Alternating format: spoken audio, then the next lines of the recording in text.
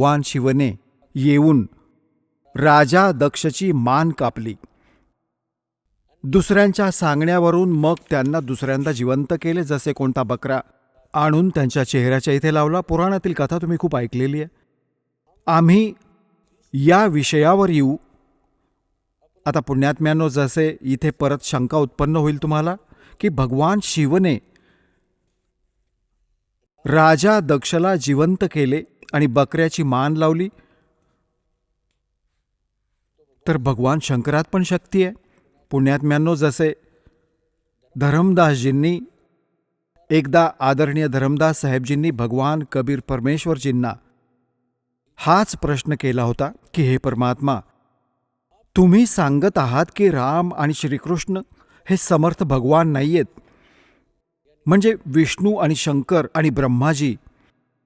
विष्णूजींचा अवतार श्रीकृष्णजी आले होते. त्यांनी राजा मोरध्वजाच्या घरी एक लीला केली होती जाऊन, जे साधुरूप घेऊन, आणि राजा मोरध्वजाने आपला पुत्र ताम्रध्वजाला करवतीने चिरून टाकले होते. भगवान श्रीकृष्णजींनी त्याला जीवित केले होते. तुम्ही हे सांगत आहात की हा सक्षम नाहीये, ही गोष्ट माझ्या पचनी पडत नाही. तेव्हा परमात्म्याने उदाहरण दिले होते की मुला, गोष्ट ऐक.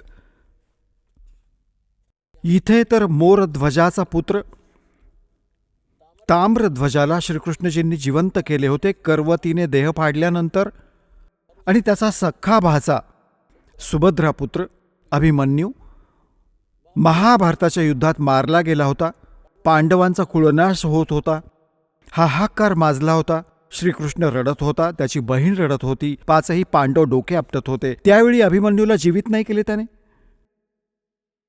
त्यावेळी कुठे गेले होते त्याचे ते सामर्थ्य? तेव्हा धरमदासजींनी म्हटले होते, भगवान, याचे उत्तरही तुम्हीच देऊ शकता. आम्ही तर बस मुलांसारखे प्रश्न आहेत आमचे, मुलांसारखी बुद्धी आहे आमची. ही पण गोष्ट खरी आहे तुमची की तिथे का जीवित नाही केले त्याला?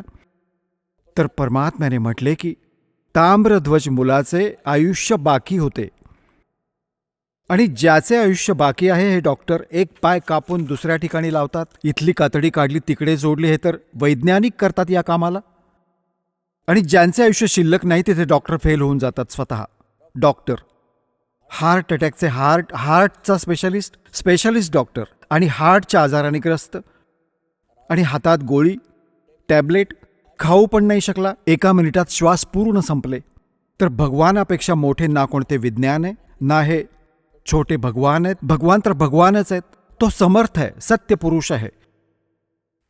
तेव्हा परमात्म्याने सांगितले की ताम्रध्वजाचे आयुष्य बाकी होते, अभिमन्यूचे आयुष्य इतकेच होते, आणि हा भगवान इतकेच काम करू शकतो. आयुष्य बाकी होते तर त्याचे राजा दक्षला दुसऱ्याची मान जोडली. चल भावा, परंतु हे सक्षम नाही आहेत. आता पुढे बघा काय होते की भगवान शंकराने पार्वतीजींच्या अस्थी उचलल्या आणि 10,000 वर्षांपर्यंत त्यांना हृदयाजवळ ठेवून पार्वती पार्वती दक्षमाया दक्षपुत्री म्हणत म्हणत वेड्यासारखा फिरत राहिला. आता पुण्यात्म्यांनो, आता हे आपण भगवान ब्रह्मा, भगवान विष्णू, भगवान शिवजींना सुखी मानायचे?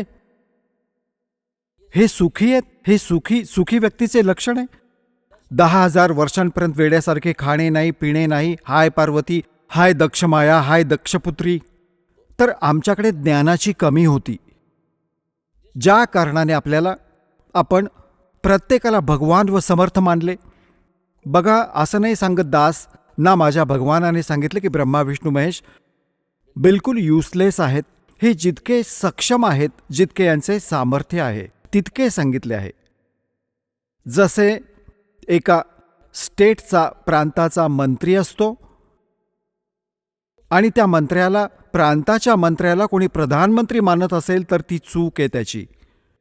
तर परमेश्वराने आणि परमेश्वराकडून प्राप्त ज्ञानाने या दासाने हा इतका संभ्रम दूर केला आहे की ज्यांना तुम्ही समर्थ शक्ती मानत होतात, श्री ब्रह्मा, श्री विष्णू, श्री शिवजी, दुर्गा आदींना, हे समर्थ नाहीयेत.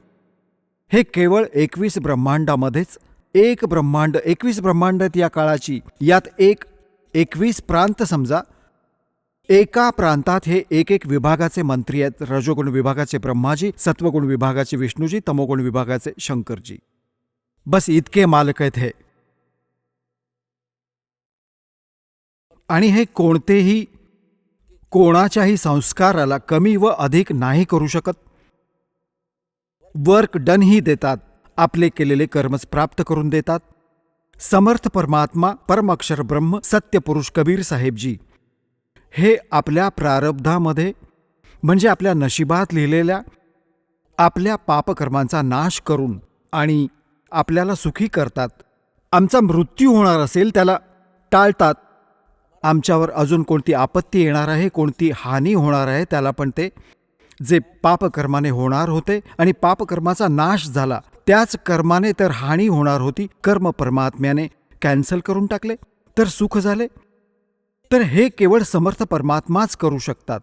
आपण ऐकत होता जगद्गुरु तत्वदर्शी संत रामपालजी महाराज यांचे मंगल प्रवचन, ज्यांच्या शुभ आशीर्वादाने संपूर्ण विश्वामध्ये 500 पेक्षा जास्त नामदीक्षा केंद्र आहेत, जिथे निशुल्क नामदीक्षा दिली जाते.